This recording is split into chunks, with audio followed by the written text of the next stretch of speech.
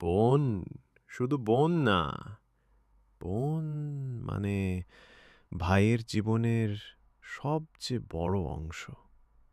ছোটবেলা থেকে একসাথে বড় হওয়া, ভাই স্কুল থেকে ফিরলে গরম ভাত এগিয়ে দেওয়া, মায়ের বকুনি থেকে বাঁচানো, অসুখে বসে থেকে পানি এগিয়ে দেওয়া, এসব কাজ বোন চুপচাপ করেই গেছে। আমরা ভাইরা বুঝিই না কখন সেই ছোট্ট মেয়েটা বড় হয়ে গেল। তারপর আসে সেই কালো সকাল, বিয়ের দিন। বোন লাল শাড়ি পরে হাসছে, কিন্তু চোখে লুকানো কান্না।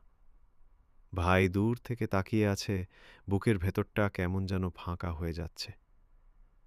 গাড়ির দরজা বন্ধ হওয়ার সাথে সাথে মনে হয় বুকের ভেতর থেকে কেউ এক টুকরো কেড়ে নিয়ে গেল। আজ থেকে বোন আর এই বাড়ির মেয়ে না। মানুষ ভাবে বিয়ের দিন শুধু খুশির দিন, কিন্তু ভাইদের জন্য এই দিনটা জীবনের সবচেয়ে নীরব কষ্টের দিন। বোন চলে যায় নতুন ঘরে, নতুন মানুষের কাছে, কিন্তু ভাইয়ের জীবনে থেকে যায় শূন্যতা আর এক মুঠো স্মৃতি। ঈদ হোক বা যে কোনো উৎসব, প্রিয় মুখটা পাশে না থাকলে মনটা হঠাৎ করেই কেমন ভারী হয়ে যায়। তখন বোঝা যায় বোন চলে যাওয়ার কষ্টটা ভাষায় বলা যায় না।